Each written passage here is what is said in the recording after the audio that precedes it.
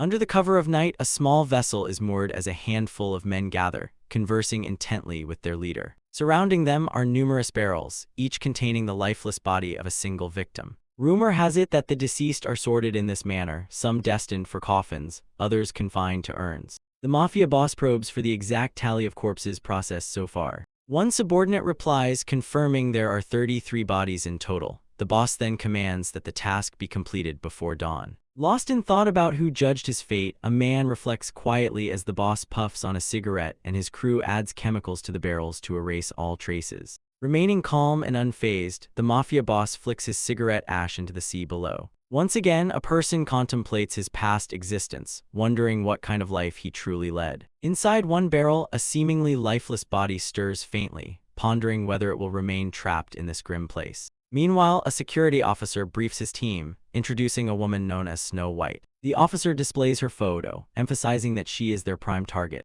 One team member questions why she bears the name Snow White. He points out that she isn't Caucasian, resembles an ordinary Asian woman, and appears too frail to warrant such attention. Team leader Kim Seok responds that they must not judge her by appearance or gender. She is, in fact, extraordinarily dangerous. Her true identity is Anna Nanyama, also known as Snow White, who commands the Yakuza organization. She earned the moniker Snow White because she supplies high-purity cocaine, making her a pivotal drug trafficker. She is set to host a drug-fueled party at a hotel with minimal security, following her meetings with both domestic and international factions. To curb the domestic spread of illegal drugs, this event must be seized as a critical chance to take her down. She is notorious for drugging and assaulting innocent young women. The officer briefs his team that, since this mission will appear as a gang dispute, the use of firearms is strictly prohibited. He chuckles, explaining that the operation's difficulty is why they assign their top agent to lead it. The team leader's name is Seok. One teammate teases that only Seok has their full trust as leader of the team. With confidence, Seok asserts that they should entrust him with the success of the mission. Our protagonist now steps into the hotel, where numerous Yakuza members stand alert. The Yakuza eye him suspiciously, wondering how he gained access and what his purpose is there. He communicates to his team that Alpha has just entered the premises. Suddenly, he draws a large knife and charges toward the Yakuza members. In response, the Yakuza brandish their own knives and launch an attack against him. They engage in a fierce knife fight, exchanging swift and lethal strikes. Seok swiftly slashes the throat of one assailant. He then systematically takes down the remaining Yakuza, eliminating them one after another. Recalling his briefing, Seok notes that approximately 10 non-combatants must be neutralized, with over 20 armed opponents present. When asked how many agents he requires for the entry, he confidently states that only 3, including himself, are needed. His officer is puzzled, questioning why he's leading the operation with only 3 agents. Seok clarifies that since the building has 3 exits, they have no choice. After all, this is an extermination mission, and the number of Yakuza inside is irrelevant. Clutching a bloodied knife, the protagonist declares that no enemy can overpower his brothers. One of his brothers points out that the task has been made simpler because he has already taken out many Yakuza stationed at his side of the entrance. The hero introduces himself as an NIS black agent, a rare survivor from hell, while Seok urges his brother to stay focused on the mission, an admonition met with affirmative resolve. Approaching the main objective, Seok informs his team that everyone else will be incapacitated by drugs. He emphasizes that this area has only a single exit. Seok commands his squad to seal off the exit and eliminate every target without exception. As he turns the door handle and opens it, he is horrified to see Snow White violently abusing a young girl. The sight leaves all 3 men utterly stunned. Upon entering the room, they are struck by the grim scene. Bodies lie strewn everywhere, all victims already dead. Seok orders his men to locate the main target immediately, but first to secure the entrance and lock the door behind them. Suddenly, a knock echoes from the door. Curious about the visitor, they are shocked to hear that Snow White is outside. She informs them coldly that the entrance is sealed and the door firmly locked. Snow White holds the young girl's severed head in her hand, contemplating whether to kill them all. Trapped inside the barrel, Seok's lifeless body reflects on the fate of his brothers. The very ones who once believed themselves invincible are now staring death in the face. Yet now their adversary is Snow White, who greets them with a chilling smile. Without warning, she locks eyes on one brother and flicks a tiny object in his direction. He ponders curiously, unsure of what has just been hurled his way. The small projectile pierces through his forehead with lethal precision, killing him instantly. Simultaneously, she flings the severed head of the dead girl. This strike lands so swiftly that none can react in time. It cuts through his skull like a bullet, and in a mere instant, He crumples lifelessly to the ground. Outraged, Sayak's second brother lunges at Snow White, but Sayak cautions him to halt, warning that their foe is far from ordinary. With lethal accuracy, Snow White hurls that same tiny object at him, and Sayak watches helplessly as a hole appears in his brother's head before he collapses dead. Snow White mocks them with a laugh, declaring that no matter how many pests swarm, they're still just insignificant bugs to her. She taunts our hero directly, daring him to reveal what he thinks he can accomplish. At first, anger surges within him. He draws his knife and charges toward her, determined to strike. But then he realizes the need for calm. This adversary exceeds his limits, and he knows he cannot retreat defeated now. Once again, she sends the same tiny object flying toward him. He swiftly dodges the attack. To his shock, he realizes the projectile is actually a tooth, and he notices she's clutching a handful of them. She relentlessly hurls these teeth at him, but our hero expertly evades each one with his lightning-fast reflexes. Just as he closes the distance, poised to strike, she intervenes before he can cause any damage. Seizing him by the face, she forcefully flings him far away to keep him at bay. Sayak is stunned, finding it inconceivable that a woman could wield such formidable powers, and he wonders about the source of her strength. Without warning, she leaps into the air, gripping his knife tightly. She lands directly onto his knees with targeted precision. The impact sends sharp, excruciating pain coursing through him. Perched atop him, she confesses her strong attraction toward him. Her excitement intensifies as she plunges the knife through his hand, rendering him utterly defenseless. Snow White remarks that his vulnerability only heightens her thrill. She twists the knife still embedded in his hand, amplifying his agony. Our hero cries out in torment, bewildered by the dark amusement she derives from this. Pointing toward the lifeless bodies surrounding them, she explains that this scene of chaos and taking lives purely for pleasure defines her idea of entertainment.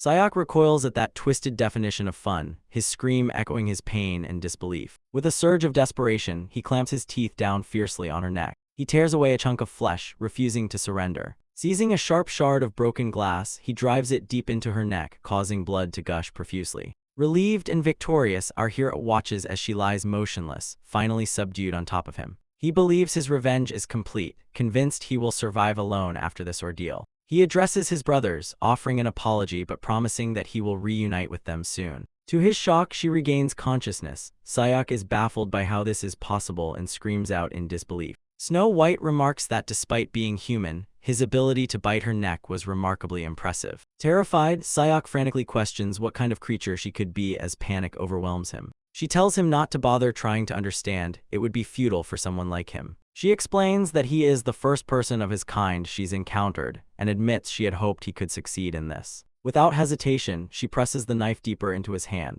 The blade's movement inflicts excruciating pain on him. Overwhelmed by the unbearable agony, our protagonist ultimately loses consciousness. Snow White remains seated atop him, disdainfully labeling him pathetic. At that moment, the rest of the Yakuza members enter the room, anxiously asking about her well-being. She turns her gaze toward them with a chilling calmness. Without warning, she hurls the same tooth, striking the first man in the head and killing him instantly. The remaining members freeze, paralyzed by fear and silence. She commands the surviving Yakuza to remove the bodies immediately. They are ordered to prepare for departure back to Japan without delay. Meanwhile, Sayak stands naked inside his barrel, drenched in chemicals, staring up at the sky as he reflects on the saying that death forms measure life. One Yakuza member glances at his partner, questioning why this situation is unfolding. The other responds with equal confusion. Their leader chuckles and points out the man, telling them not to worry because he is certain he's already dead. One member speculates whether this is rigor mortis or something unfamiliar, pondering the kind of grudge that could drive such behavior.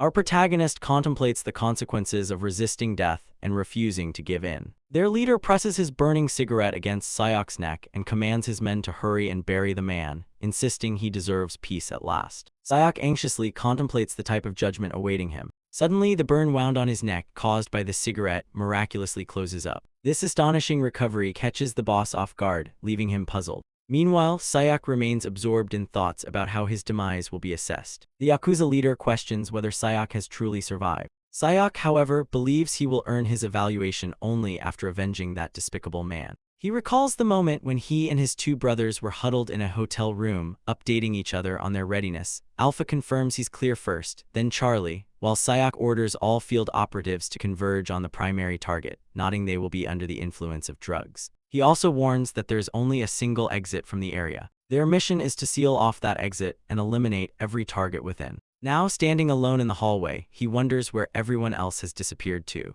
Without warning, a hand clamps over his mouth from behind. He discovers it belongs to an enormous, monstrous snow-white entity with countless hands, all clutching him tightly from behind. She tells him that he has succeeded in his mission. The protagonist struggles to break free from her grasp. She welcomes him warmly, laughing and declaring that he is the Daywalker. Suddenly, Sayak's eyes snap open inside a barrel. Sunlight bathes his face. He notices a ship gliding through the sea. He feels a throbbing pain in his head. His naked body is smeared with blood. He struggles to recall what he was doing. To his astonishment, he surveys the area and sees numerous dead Yakuza members strewn about. He wonders in disbelief what chaos this is and who could be responsible. Out of nowhere, a young man calls him by name and introduces himself as an agent from headquarters. He instructs him to accompany them immediately. At that moment, they are all traveling together in a car. During the drive, he asks them about the events that unfolded on the ship. The officer replies that the investigation is ongoing and, upon hearing that he completed the mission, wonders if he feels exhausted. He assures them that he feels perfectly fine. The officer advises that since the journey is long, he should try to get some rest during the trip. As they speak, Sayak notices that he is wearing a gas mask. Without warning, toxic gas starts flowing from the car's air conditioning system. The protagonist wonders who these people really are. Both officers seated up front are also protecting themselves with gas masks. Slowly, the protagonist begins to lose consciousness. One of the officers reports to the director that they have successfully secured the specimen. Meanwhile, the director laughs triumphantly, congratulating his officers on a job well done and instructing them to transport the specimen to the laboratory. He adds that they will initiate the dissection immediately upon arrival. The director stands near his desk, his expression twisted with manic delight. He laughs like a madman, exclaiming that he has finally obtained what he's been after. That object, he reflects, is the one he refers to as Snow White. Soon the car arrives at headquarters. The director orders the researchers to gather quickly and unload the specimen from the car, emphasizing the numerous experiments awaiting their attention. As the researchers open the car's trunk, they are horrified to discover the lifeless bodies of two officers inside. As the researchers ponder the mysterious occurrence, a massive tooth suddenly bursts through the car window, instantly killing one of them. In an instant, each researcher and agent begins dropping dead, collapsing one after another. They all suffer fatal blows to their heads, succumbing immediately. The director stands in shock, bewildered as his entire team lies lifeless around him. He struggles to comprehend how such devastation could have unfolded. With the car door ajar, the protagonist steps out calmly. Fear overtakes the director as he watches him approach. Panicked, he bolts away, shouting commands for all units to eliminate the man immediately. Meanwhile, on the opposite side, Sayak methodically reloads his weapon. Soon, a group of agents sprint toward him with urgency. Their hands grip knives ready to attack. Unfazed, Sayak picks them off, shooting each one in the head with precision. One after another, the assailants collapse to the ground. An agent manages to close in and lunges at him with a knife. Sayak swiftly fires into the attacker's arm, then follows with a single shot to the head that ends the threat. As more agents rush in brandishing knives, he effortlessly dodges their assaults. He quickly neutralizes one by killing him and stabs another amid the melee. After dispatching the stabbed agent, he shoots the remaining attacker without hesitation. Suddenly, an agent from a distance lands a critical shot to Sayak's head. Moments later, the agent reports to the director that they have successfully subdued him. The remaining agents gather around Sayak's lifeless body sprawled across the ground. All of them are heavily armed with firearms. But as they close in, Sayak suddenly draws his weapon and fires, instantly taking down two of them. The other agent shouts in disbelief, insisting he shot him squarely in the head and questions why he's still alive and moving. Meanwhile, our protagonist grips the agent firmly by the throat as the agent screams, desperately pleading for mercy. After ending the agent's life, our protagonist reflects on how he and his team devoted their entire existence to serving their country. In the background, the director flees wildly while shouting out for assistance. He recalls the moment he eliminated two agents inside the car. He then recalls reading the director's chilling order to kill him. He realizes they were merely sacrificed to further the director's personal ambitions. His eyes lock onto the director as he desperately tries to escape. He vows to show the director just how ferocious the very dog he discarded can become. He strides away from the parking lot where he has taken the lives of countless agents.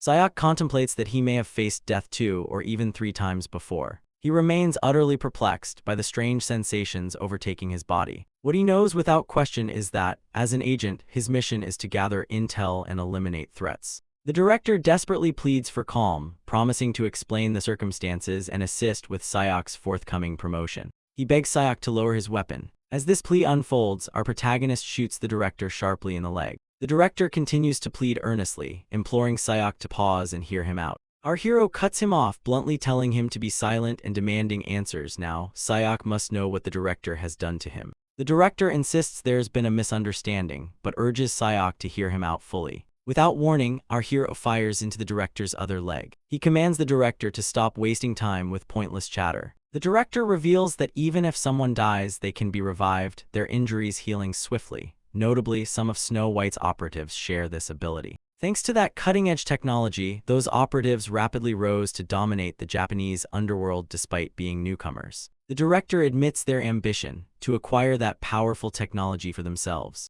Sayok questions the director's reasons for dispatching those previous agents. The director explains that none of those agents returned with any intel, all perished.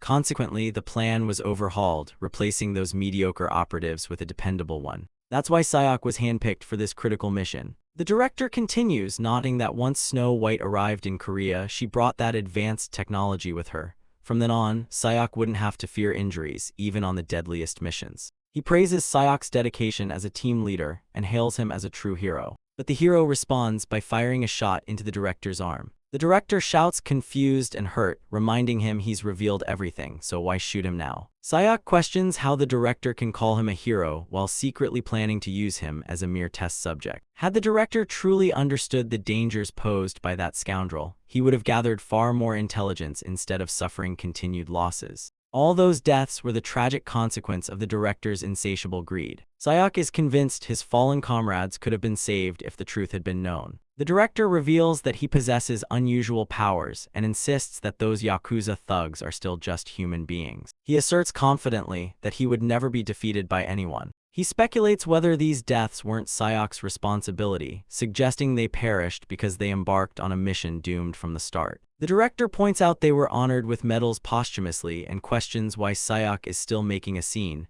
angrily branding him a bastard. However, Sayok's fury boils over, causing him to slam his forehead against his gun in frustration. He commands Sayok to stop immediately and not utter another word. Drawing his knife, he challenges the director to experience the agony endured by the agents, warning that the night ahead will be painfully long as he advances toward him. The director, nearly in tears, pleads desperately for patience. Without warning, 4 vehicles arrive on scene, and their occupants order Sayok to disarm and surrender instantly. The director shouts at his agents, furious about the delay in their arrival after his repeated calls. 14 Special Forces commandos emerge from the vehicles, swiftly taking tactical positions to confront Sayok. Our protagonist senses the danger escalating and knows he must seek cover immediately. He breaks into a run to evade the threat. The commandos open fire, unleashing a barrage of bullets. He takes multiple hits and collapses to the ground, wounded. The commando leader orders an immediate ceasefire. Mocking Sayok, the director sneers that his arrogance has finally caught up with him. He declares that Sayok only needs to be restrained for life and willingly give them his blood, wondering aloud if Sayok possesses the ability to resurrect and heal himself as well. He should keep relentlessly attacking, whether it's him or the Yakuza.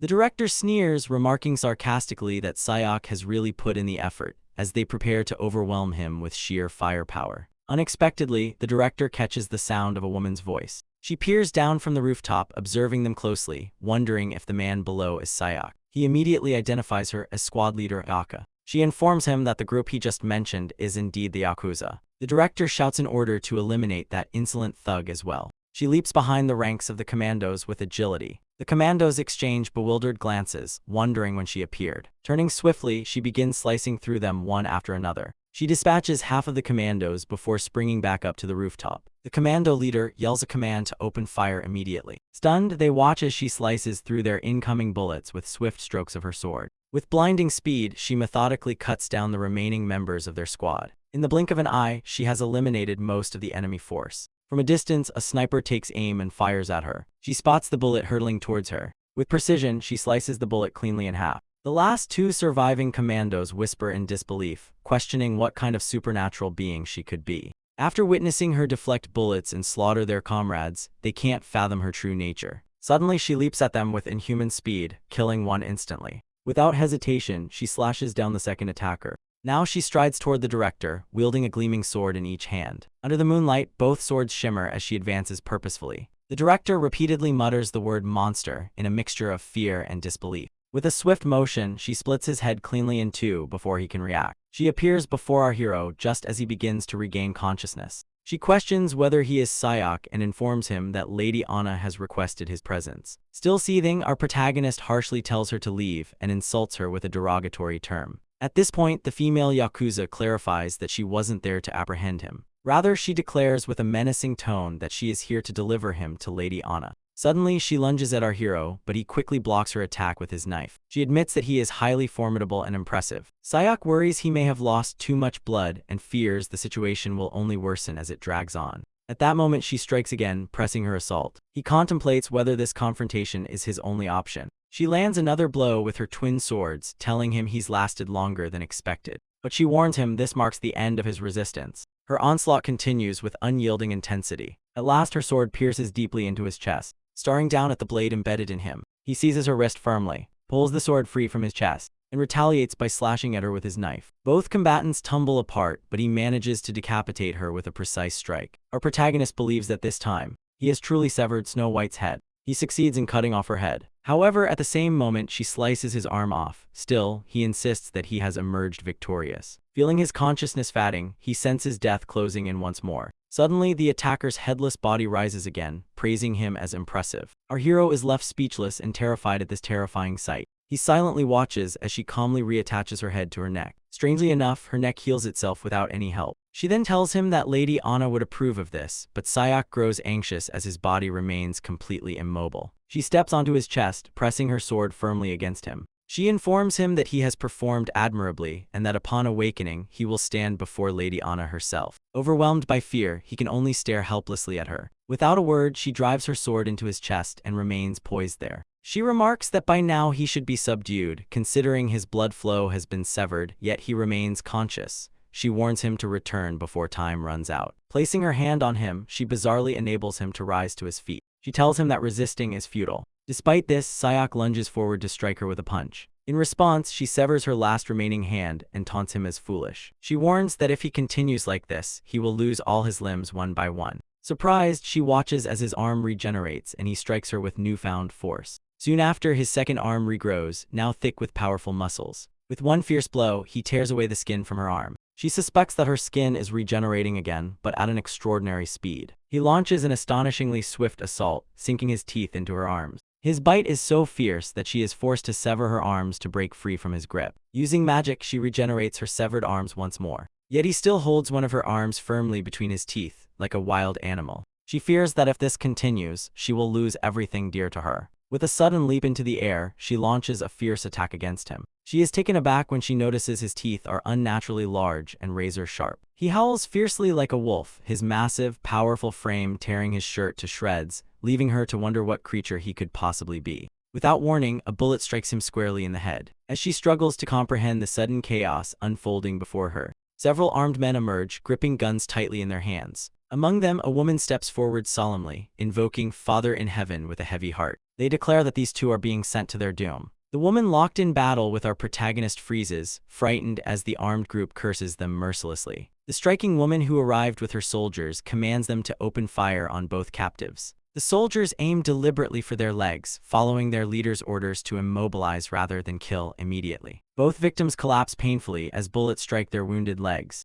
At that instant, the female commander signals her troops to halt and points assertively at our protagonist, ordering them to set him ablaze. The soldiers then shoot specialized arrows wired to deliver electric shocks directly into his body. These arrows pierce deep into his chest and arms, sending painful electric currents coursing through his veins. As dawn breaks, his skin begins to smolder and burn intensely. The female leader watches with cold curiosity, wondering if the agony is unbearable for him. She smugly reminds her that the Hellfire's torment will be double the pain he experiences now. The one-armed woman dismisses the suffering, mocking it as trivial and belittling humans as insignificant. The female leader warns her not to underestimate humanity's resilience. She ruthlessly crushes the one-armed woman's wrist beneath her foot, snapping the bones audibly. The injured attacker screams out in acute agony. The commanding lady scolds her, questioning her senseless words and calling her a half-wit. She receives a chilling message that she will be the instrument of death for herself today, and soon her friends will also meet their demise by her hands. In that instant, she ponders the fate of her teammates and wonders what actions they are taking alongside our protagonist. They relay the startling news that he remains standing despite being struck by that powerful attack. She offers no further comment beyond that revelation.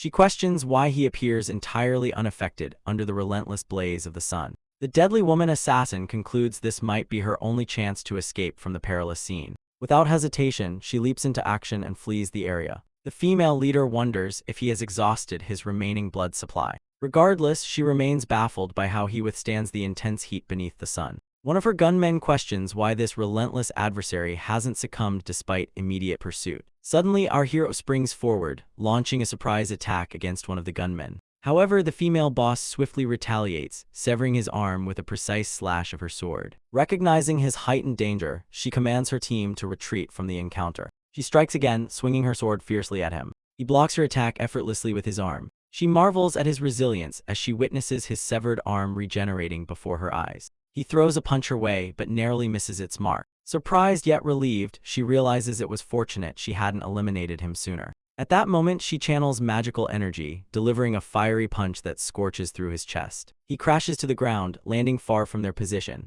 She wonders what makes this man so extraordinary and speculates where he has been hiding, unnoticed until now. Thick smoke envelops the surroundings, obscuring the scene in a dense haze. Amidst the smoke, she catches sight of him calmly drinking blood from the neck of the director. She is taken aback to witness him sucking blood in the midst of battle. After feeding, his strength surges, and he fixes her with a glare filled with intense fury. He then erupts into a deafening roar. The female commander declares that his time must end here and now. Preparing for one final strike, she grips her sword firmly with both hands as flames ignite along its blade. Charging fiercely toward him, she suddenly notices him collapse, overcome by sudden weakness. As he falls, the floor beneath him cracks, leaving her puzzled about the cause. Meanwhile, the protagonist hears someone urgently calling his name, team leader Sayok, over and over. He slowly opens his eyes, trying to place the familiar voice. His gaze lands on the person, his commanding officer. The commander asks if team leader Sayok is awake and responsive. She notices the lady boss standing nearby, intently watching him.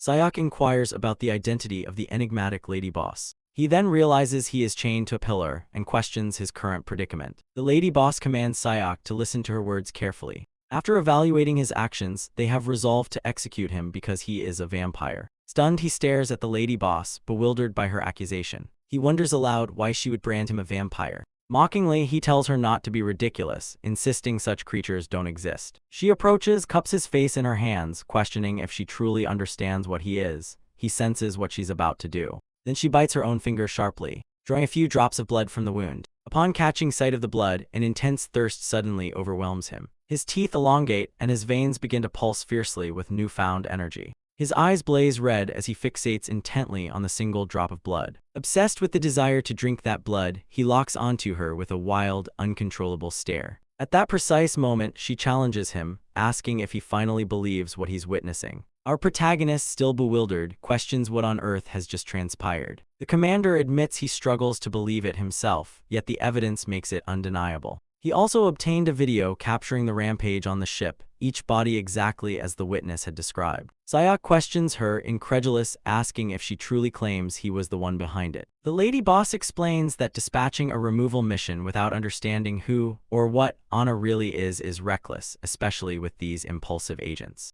Sayok wonders aloud whether they have uncovered Anna's vampire nature, information even the National Intelligence Service hasn't discovered. The lady boss confirms unequivocally, hunting vampires falls solely under the jurisdiction of her Vatican task force. She rests her foot on his chest and tells him that by protocol he should have been eliminated too, but she'll offer him a rare chance to serve as her loyal subordinate. Sayok's expression reveals his astonishment at her unexpected proposal. She continues, mentioning that from what she's gathered, they share a common enemy. So rather than exhausting their forces against one another, they should unite to eliminate Anna together. Meanwhile, in a towering multi-level building elsewhere, Snow White remarks on how some factions are overtaking the cartel and absorbing the mafia, yet no one seems capable of exterminating even a single lowly pest. Grabbing the woman attacker firmly by the neck, she listens as the attacker desperately pleads for mercy, apologizing profusely. Snow White had already severed her body into multiple pieces. Snow White admits that, as anticipated, she should never have trusted her with it.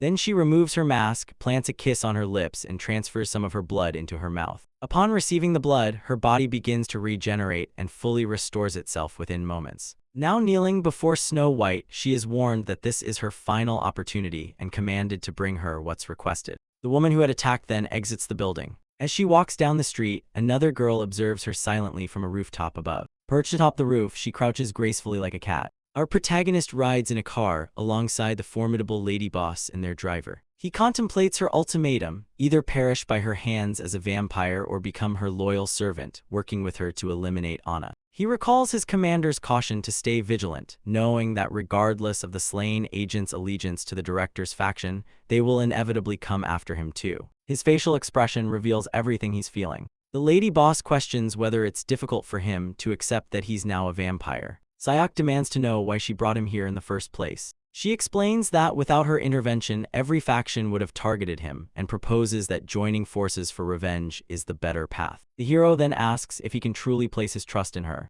Without a moment's hesitation, she replies that he absolutely should not. For now, the enemy of her enemy becomes her ally, and that must suffice. She informs him that they have arrived at the squad's central headquarters, known as the Sanctum. He inquires if it's simply a cathedral, to which she confirms with a nod. He comments that this makes the setting feel more authentic and natural. Still gazing at the building, he wonders whether they were supposed to return here. She clarifies that this isn't their actual destination. Furthermore, since the sanctum is shielded by sacred artifacts, he is prohibited from entering. In that moment, he contemplates what the next step will be. She explains that even if he officially joins the squad now, he would still be considered prey by Anna. As a result, she has designated him as a special case and will personally oversee his management. In other words, he will have to live under her supervision. At that moment, the female leader informs him that this is a hotel affiliated with the squad, providing a secure location that leaves no traces behind. Right then, she realizes they haven't even exchanged proper introductions yet. She reveals that she is a member of the Vatican's secret squad and that her name is Myra. Our protagonist introduces himself as Kim Soyak. Curious, Myra assumes he has many questions and invites him to ask anything he wishes. He expresses his curiosity about vampires. She asks if he has accepted this reality, then begins to explain. As long as vampires continue to consume human blood, they remain immortal and will never die. They possess physical abilities that far exceed those of ordinary humans. Some vampires also wield unique powers, most of which originate from the blood of ancient vampires. Currently, Anna is the sole surviving ancient vampire. Suddenly, Sayak recalls the moment he sank his teeth into Anna's neck, tasting her blood as it entered his mouth. He seeks answers from Myra about the methods they use to kill vampires. She explains that vampires perish when exposed to sunlight, as it burns them to death. Except for him, that's likely the reason Anna is specifically targeting him. However, by leveraging this unique trait, they can devise a strategy to confront Anna on their terms. To make that happen, he must increase his strength, and she is ready to assist him in doing so. She asks if he fully grasps the reason she brought him here. He replies with certainty, acknowledging that she fears him and that, without the sun's restraint, he could become the most dangerous vampire. Leaving him unchecked poses a significant threat, yet eliminating him would mean losing immense potential. Therefore, the plan is to keep him under surveillance as a public enemy and remove him only if he proves too dangerous. She believes she has nothing to lose. She smiles, impressed, wondering if he truly earned his status as a top agent for no reason. After all, he remains a vampire, and embracing that is simply part of his role within the squad. She continues, emphasizing that their ultimate goal is to eliminate Anna, and strengthening him is key to that mission. She encourages him to voice any concerns openly at any time. Sayak responds by revealing he has died multiple times already. He states that as long as he can kill Anna, nothing else matters to him. He intends to endure whatever it takes. The girl suspects he has bared his true motives without reservation, yet his willingness to cooperate suggests his objective is driven solely by vengeance. Ultimately, she is captivated by his daring nature and looks forward to the challenge of taming his wild spirit. At last, she signals that introductions are over and it's time to eat, presenting her neck invitingly for him to bite. The protagonist is left wondering about the true intention behind her sudden offer to bite her neck. She mocks him, pointing out that whether he accepts it or not, he's a vampire too. While bloodlessness usually debilitates him, his frantic search for blood is unprecedented, sparking her curiosity about whether he would also resist harming innocents. He rises from his chair and slowly approaches her with determined steps. Myra extends her neck again, complaining of a cramp and urging him to hurry and drink. After a moment of hesitation, he finally sinks his teeth into her neck and begins drawing her blood. His eyes glow a vivid red, signaling a transformation within. She watches intently, wondering if the blood is taking effect, and repeatedly encourages him to drink deeper and more often. Willingly, she offers herself completely, inviting him to consume every drop of her blood. Suddenly, he recalls Anna's earlier comment describing him as intriguingly unique. With the memory fresh, he pulls away abruptly, releasing Myra and ceasing to feed. She moves directly to her bed, lying down briefly to recover. Sayok reflects on whether this overwhelming craving for blood is an inherent vampire instinct. She advises him that starting tomorrow, his schedule will be demanding, so he should rest quickly tonight. She warns him sharply that any neglect or laziness will result in dire consequences. She will have no hesitation in ending him.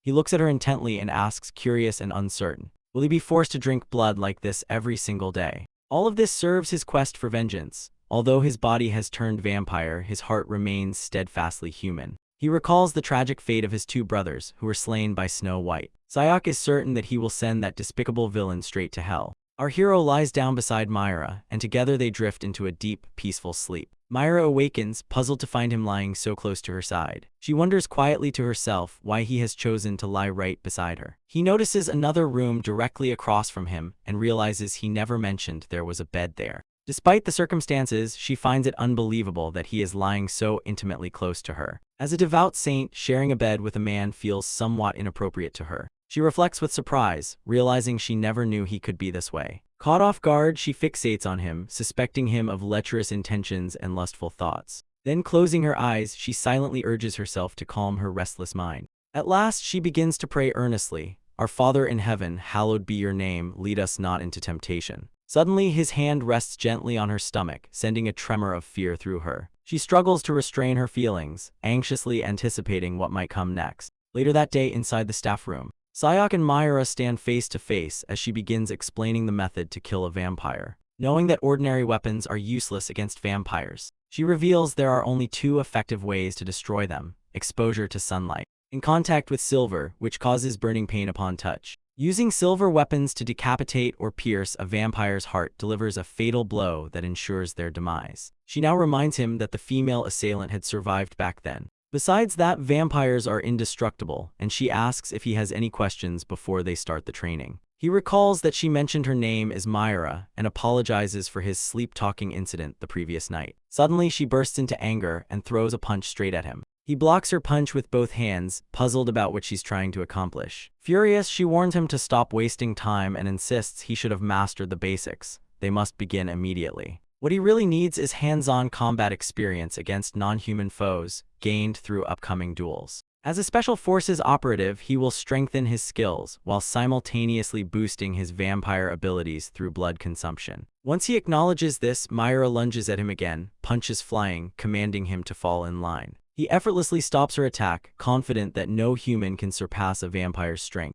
This time, he retaliates by throwing a punch at her. She swiftly dodges his attack with ease, but now she lands a quick, precise punch squarely on his chin. Without pausing, she continues to barrage him with punches, eventually knocking him to the ground. She tells him that no matter how tough the journey, she is prepared to persevere. Rising up, he declares that he has survived even the harshest challenges because he is a Black Ops agent. They continue their rigorous training, and after several months, he shows clear improvement and begins to take form, though he still has a long way to go. Suddenly, an agent steps into the room. Myra is suddenly curious and asks what has caused the abrupt change. The agent apologizes for the disruption during her busy moment, but insists that she must head to the sanctum immediately. She wonders aloud what urgent reason there could be for the summons to the sanctum. She assures him she understands the urgency, promises to prepare without delay, and informs him she'll return shortly, instructing him to remain in place. He responds affirmatively, acknowledging her message without hesitation. Now en route to the sanctum, she contemplates the reason behind such a direct call. She vents her confusion to her officer, who admits he lacks access to any additional details. She suspects she may have a rough idea of the entity capable of summoning her so urgently.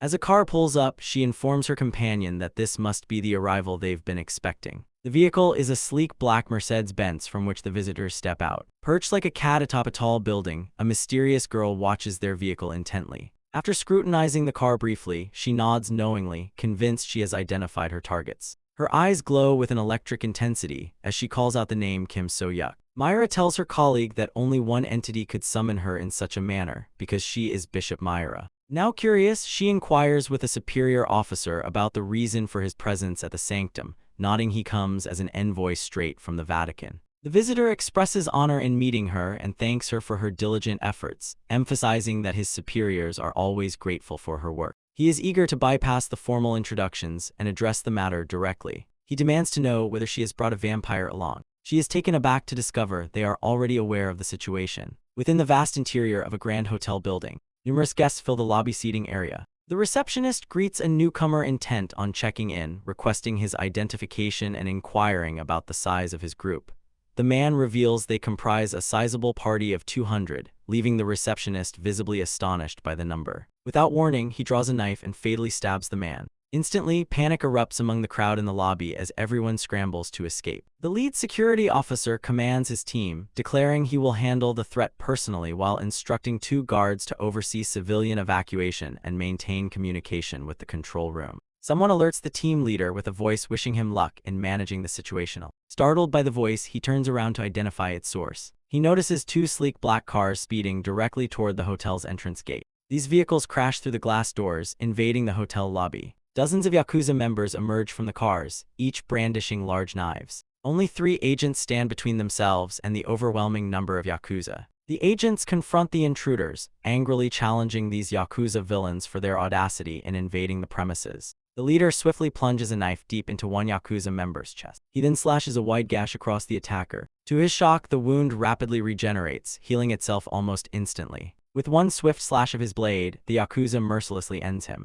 The Yakuza accuses him, claiming that seeking refuge in a place like this and colluding with the Vatican's filth is a profound betrayal of their brotherhood. Their search is for Sayok, and their leader assures them that if he's responsible for the incident, he must be nearby. Since all these Yakuza are vampires, finding him shouldn't pose a problem. The Lady Yakuza commands her men decisively, ordering them to bring him before her. Without hesitation, the entire Yakuza group bolts toward the rooms with urgency. She confers with a vampire girl, praising her relentless efforts and instructing her to demolish the control room before rejoining her. The vampire girl Coco, the squad leader of the Nanyama Yakuza, wonderingly asks when they'll feast to their fill once this mission is over. Upon receiving confirmation, she brightens with enthusiasm and swiftly makes her way toward the control room. Remarkably, Coco moves with feline grace, prowling on all 4s like a stealthy cat. As the Lady Yakuza leader ascends in the elevator, her thoughts drift to Myra. She recalls that Myra has also abandoned her post, leaving only inexperienced rookies behind.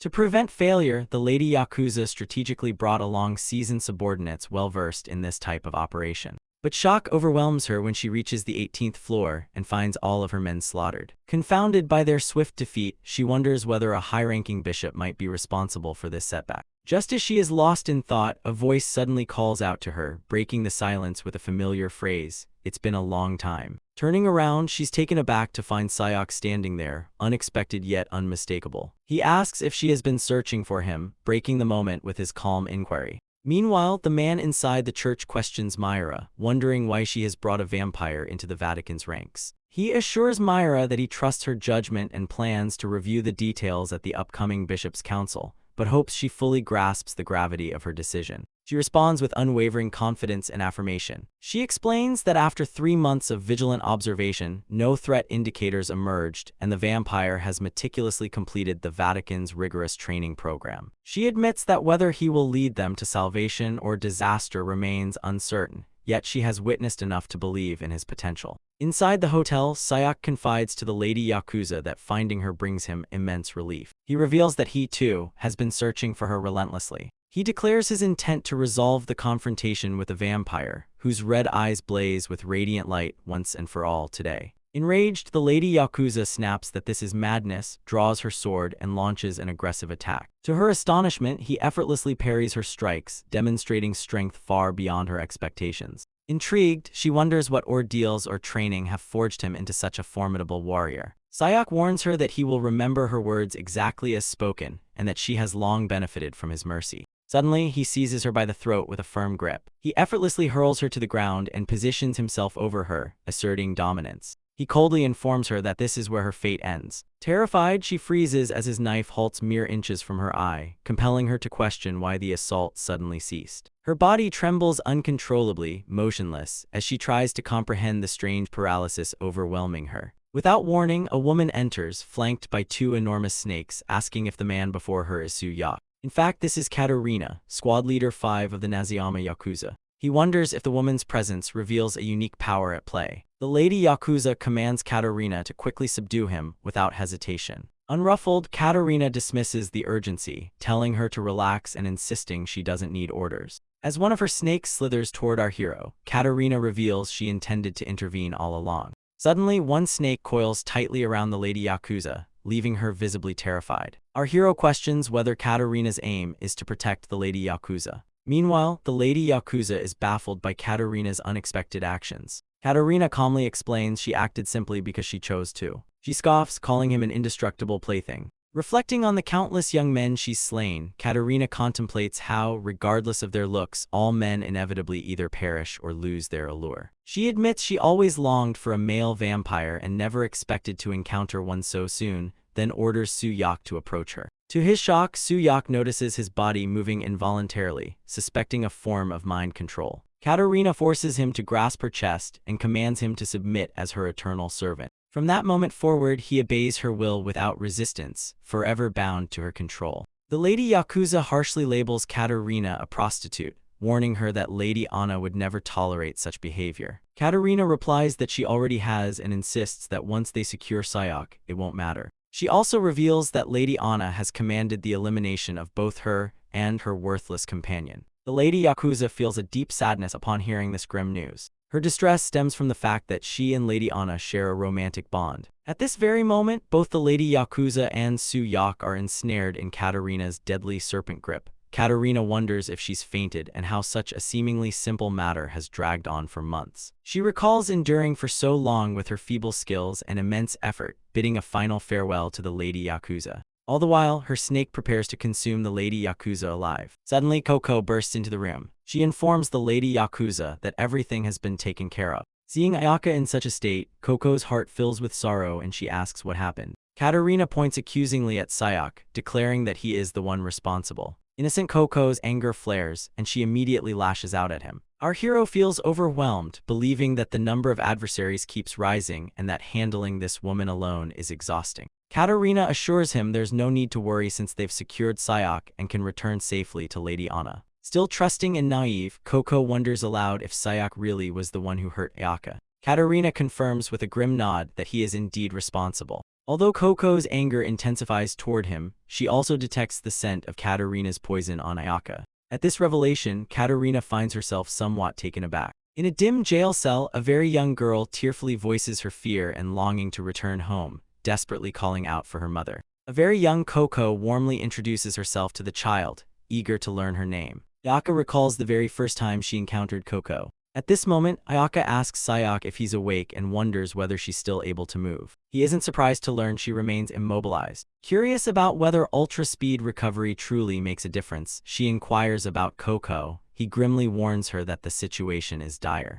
Fear grips her upon hearing that Coco has engaged Kartina's snakes in combat and is holding her own. Unfortunately, their compatibility is poor because of the snake's venom. They can't even approach that vile woman, and their speed is faltering as exhaustion sets in. Ayaka warns him that if things continue like this, Coco will die, and they must rescue her immediately. He retorts that she would only be a liability given her condition. Enraged, Ayaka calls him a jerk. At this point, he asks Ayaka to share information about that treacherous snake woman, suggesting that if she and her friend join forces with him, they might prevail. Ayaka wonders if he truly wants to ally with them. After all, he just tried to kill her, but she recognizes that, for now, joining forces is their best chance. Still, she warns him against being foolish and questions how she could possibly trust him. Sayak asks what her next move will be. Suddenly, he draws his knife, and Ayaka is instantly overcome with fear. Meanwhile, Katrina reflects that she's exerting more power than anticipated, demanding too much of her blood, especially for this unwitting fool. She also finds herself questioning how she hasn't been poisoned yet, despite everything.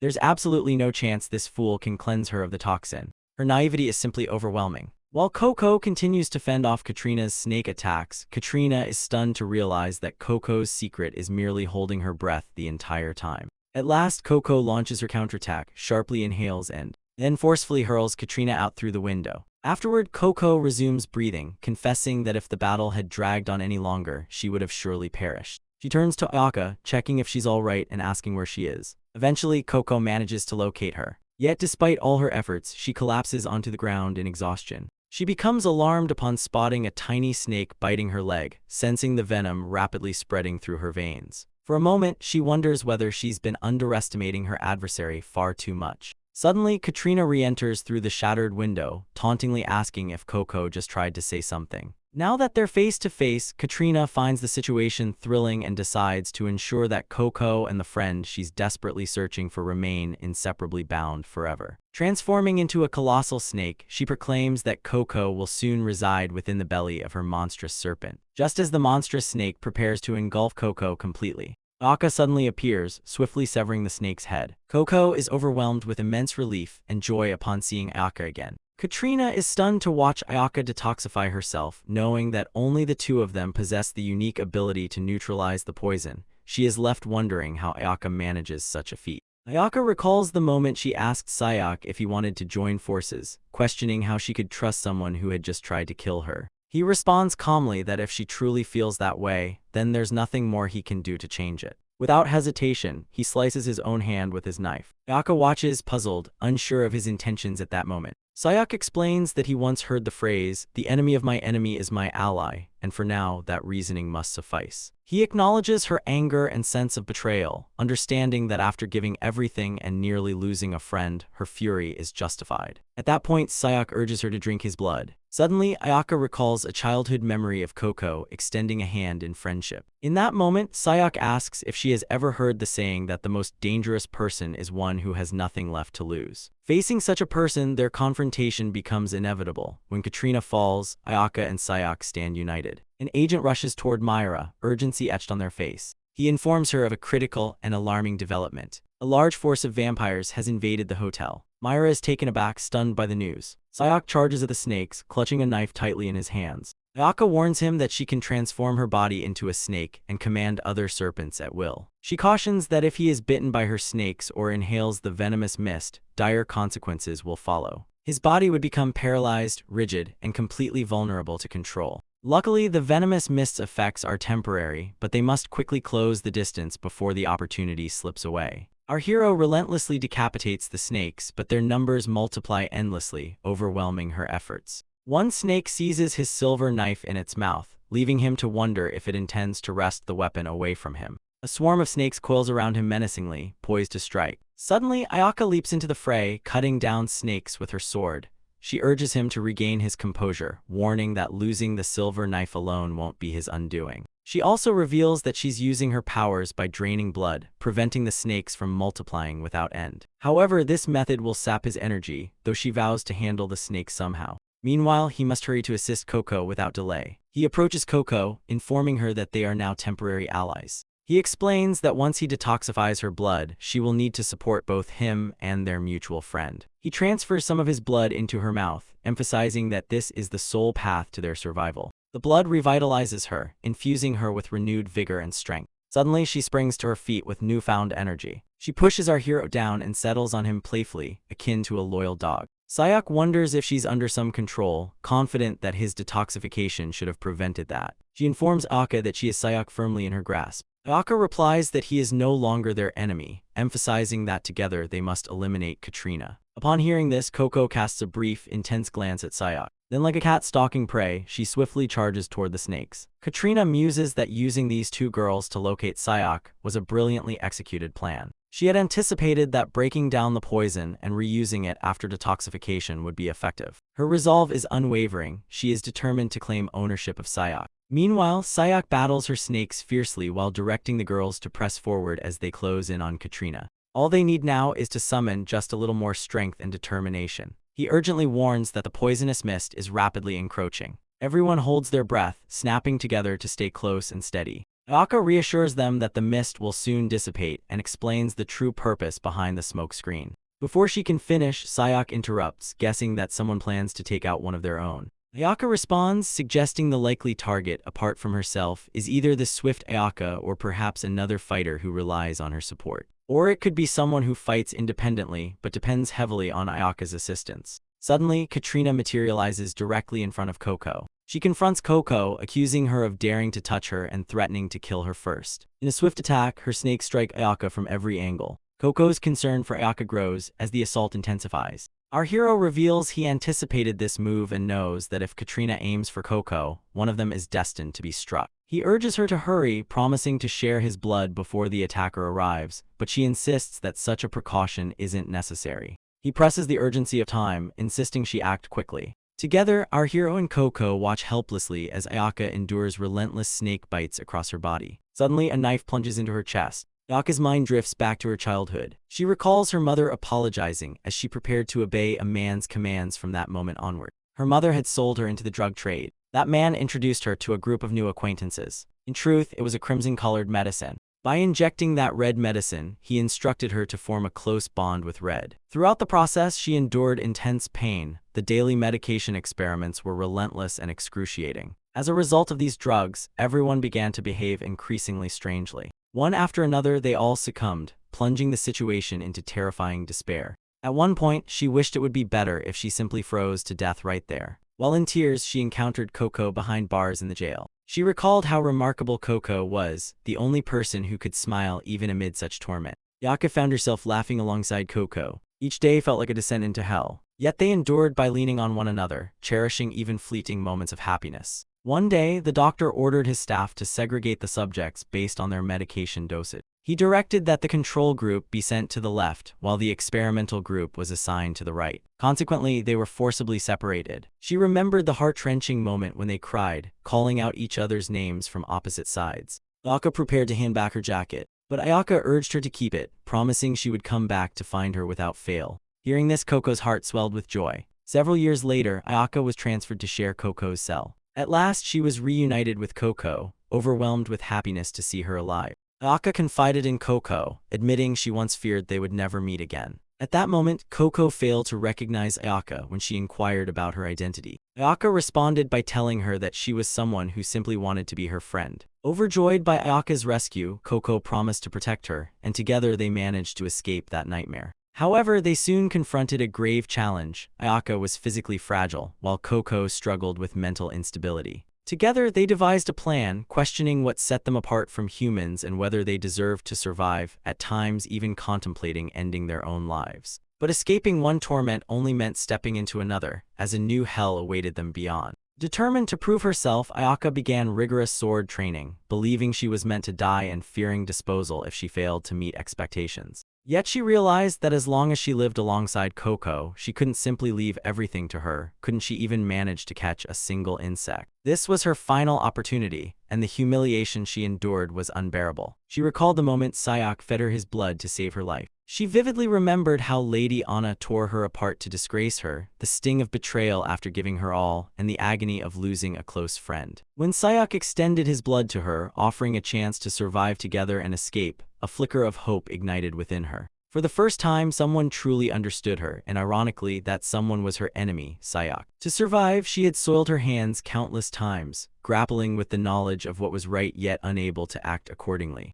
Despite her awareness, she found herself powerless to change her fate. But if it was him, at this crucial moment, she urgently wants Sayak to hear her out completely. She attempts to speak first, gathering her thoughts. Suddenly, she pulls him into a tight embrace and kisses him deeply, while her body begins to shatter and disintegrate. With a soft voice, she expresses her heartfelt gratitude to Sayak. In this tender moment, she comforts Coco, gently reassuring her not to shed any tears. She fondly recalls all the cherished memories shared with Coco, promising they will remain inseparable forever. As she utters these words, her form begins to dissolve into countless tiny fragments. In just moments, she vanishes entirely, leaving nothing behind. Coco sobs uncontrollably, weeping like a heartbroken child. She sits beside the scattered remains of Ayaka's clothes, overwhelmed by grief. Coco repeatedly calls out Ayaka's name through her tears, desperate and heartbroken. With a smirk, Katrina mocks Ayaka's fate, noting how she dedicated her life to supporting her friend but ultimately perished because of her. She taunts that all resistance is futile and commands Coco to follow her to Anna, where she will be treated with kindness. Obviously, unlike those others, she insists. Sayak responds that he understands, leaving Katrina visibly surprised by his calm acceptance. He completes his thought, reaffirming his comprehension of Ayaka and emphasizing his resolve to do what must be done. Irritated, Katrina wonders aloud if she's simply talking to herself, as nobody seems to be paying attention. Suddenly, Coco demands fiercely that Katrina restore Ayaka, shouting her plea with raw emotion. Without warning, she launches herself at Katrina with extraordinary speed. Coco leaps high into the air and crashes back down, unleashing a dazzling burst of radiant light upon impact. Both Katrina and Sayak are taken aback by what they see. They exchange glances, still trying to comprehend the sudden turn of events. Soon, they realize that the newcomers are members of the Vatican. Among the group, Myra makes an unexpected appearance. Soyok reassures Myra that Coco is not one of their enemies and that they are on the same side. Suddenly, Soyok senses a bullet narrowly missing his head and questions why he's being targeted. A woman remarks on the overwhelming number of vampires and tells him there's no need to worry. She vows to cleanse every single one of them. Her attack radiates divine energy, and even her eyes glow with the power of the Holy Cross. She tells him he must be brave to dare assault a hotel owned by the Vatican squad. Katrina retorts, calling her the brave one for summoning so many puppets to her aid. She begins releasing a venomous substance into the surrounding air. Sayok urgently warns everyone to hold their breath, explaining that inhaling it leads to paralysis or enslavement. Yet the woman confidently approaches the venom cloud, leaving the hero to wonder how she intends to counter it. She conjures a magical barrier that stands firm before the advancing snake. The snake is unable to penetrate this protective wall. Delighted by this success, the woman beams with satisfaction. She then hurls a glowing magical sphere at the serpent, severing its head decisively. Coco and Sayok hold their breath, astonished by her effortless command over the snakes. At this juncture, the woman turns to them and inquires what comes next, piquing their curiosity about her true strength. Their hero notices that the snake-like creature known as Jerk has vanished.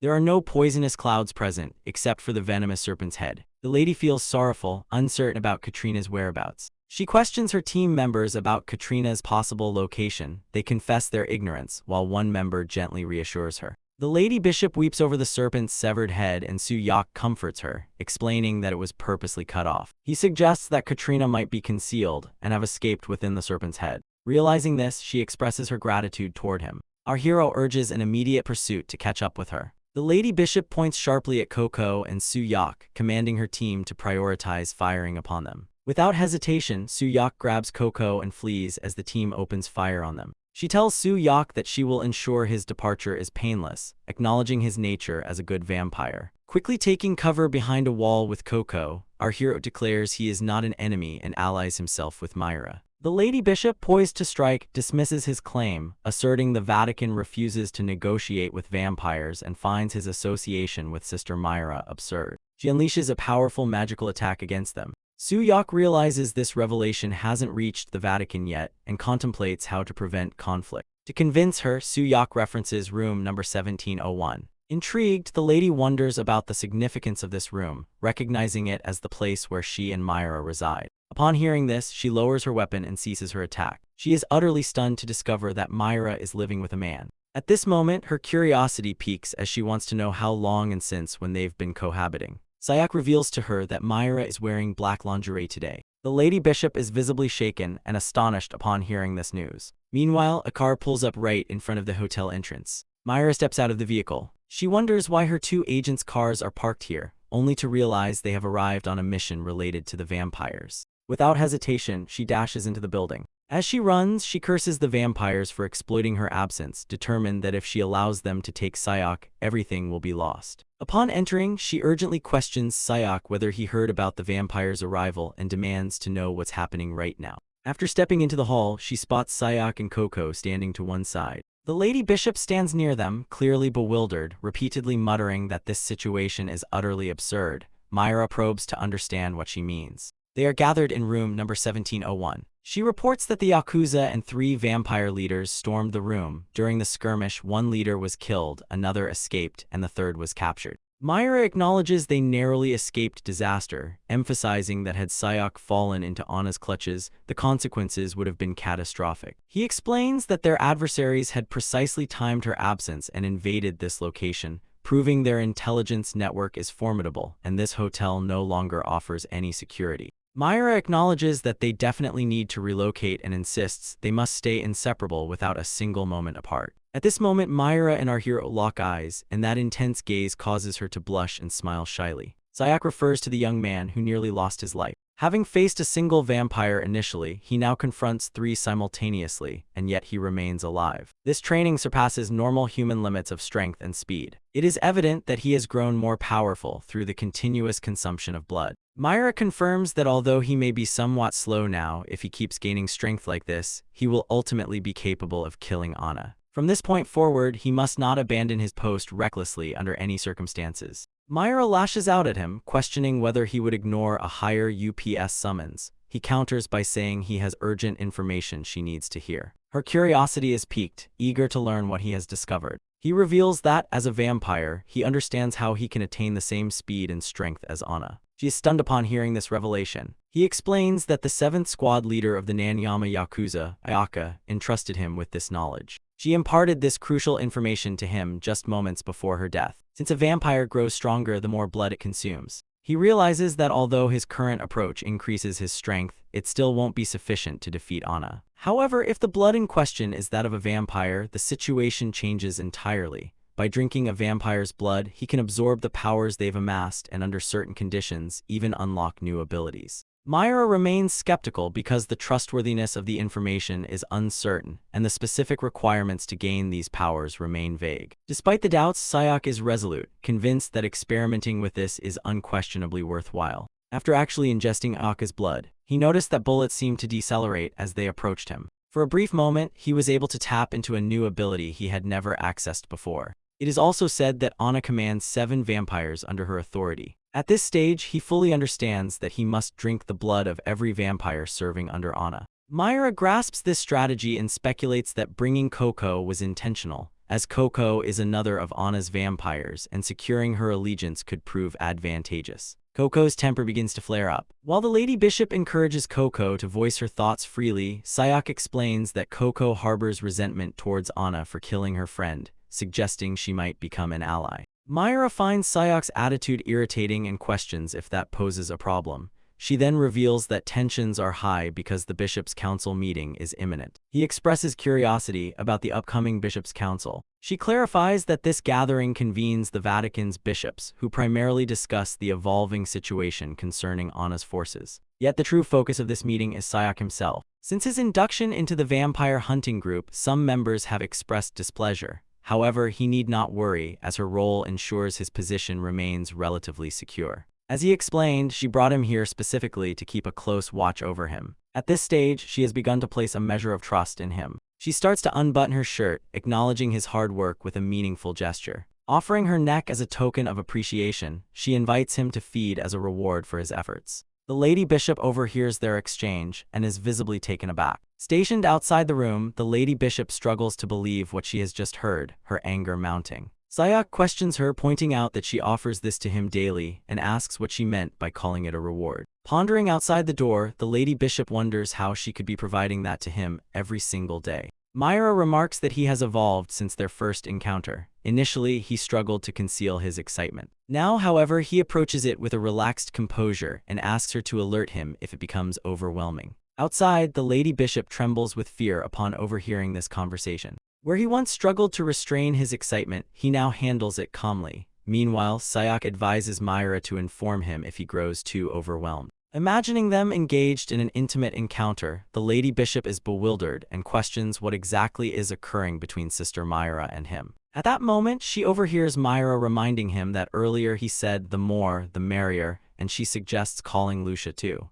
He replies that they should first seek Lucia's opinion before proceeding. Hearing this, Lucia becomes terrified, fearing that Myra intends to involve her. She's left wondering why she would be chosen. She envisions both herself and Myra enjoying Sayaka's company simultaneously. The mere thought of this scenario makes her tremble uncontrollably. Just then, the door opens and Myra steps out, asking Lucia if she might, before she can finish her question. Lucia suddenly faints and collapses to the floor. As Myra emerges from the room, Lucia clings to her and tells her she will see her at the bishop's meeting. While embracing Myra, Lucia casts a fierce glare at Suyok filled with anger. Shortly after, she jumps into her car and speeds away, leaving him to wonder what had just transpired. Myra informs him that Lucia has already departed and reveals that the real issue lies with Coco. Coco feels pleased that Lucia doesn't act arrogantly despite her bishop status, reminding others that she's insignificant. Coco commands Myra to immediately procure fresh blood and a resting place, promising to gladly accept Lucia as her subordinate afterward.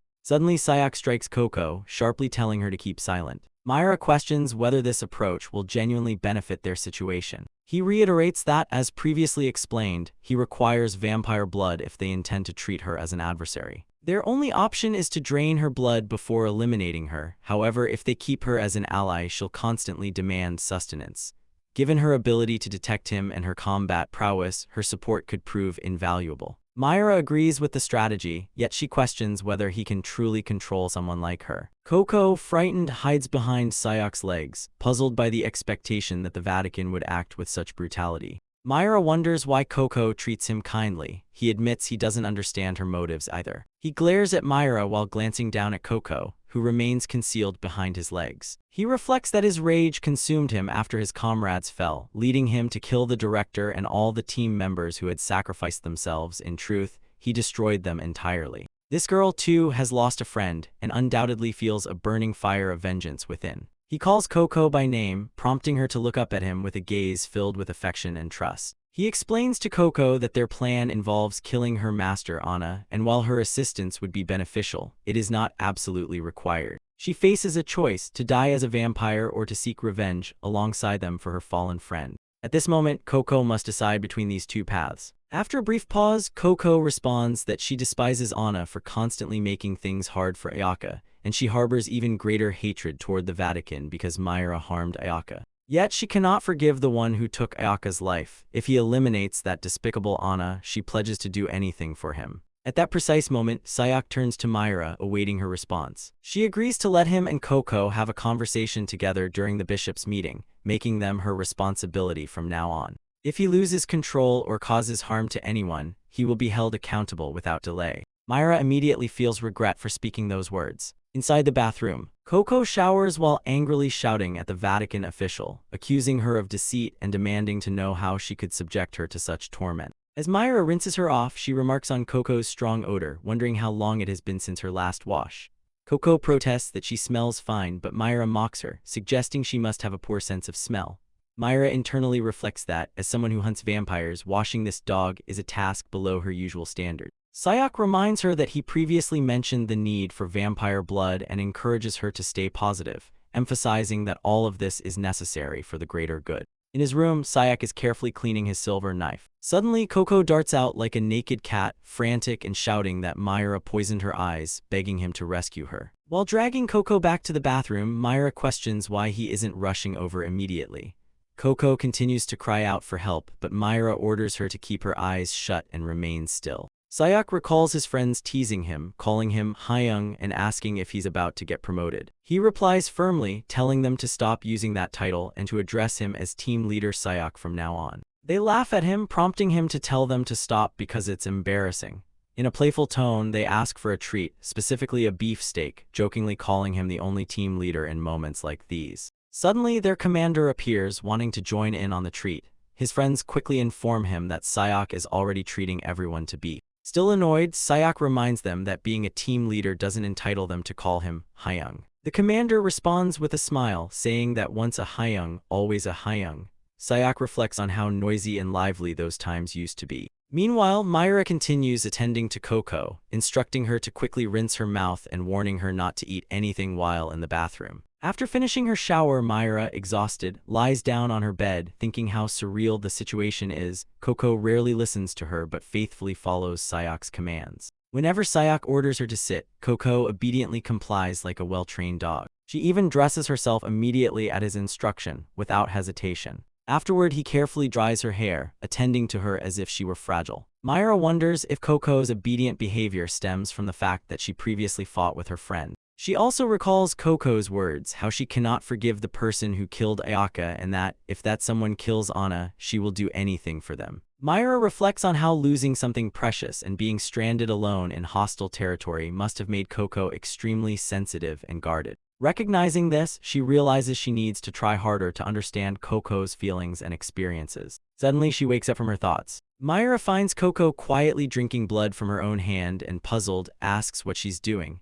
Coco nonchalantly replies that she's hungry. Myra smiles warmly at her. In her other hand, she firmly grips her sword, ready for whatever comes next. Sayak is fast asleep when Coco's voice suddenly cuts through the quiet, stirring him from his rest. She lashes out at Myra, accusing her of finally revealing her true nature, labeling her a Vatican zealot who cursed her to die, before storming out the door. He closes his eyes once more, quietly expressing gratitude for Myra's tireless dedication. While he remains deeply asleep, Coco settles herself atop him, gazing down with tender affection and care. She resolves silently that he now belongs to her, claiming him in her heart without hesitation.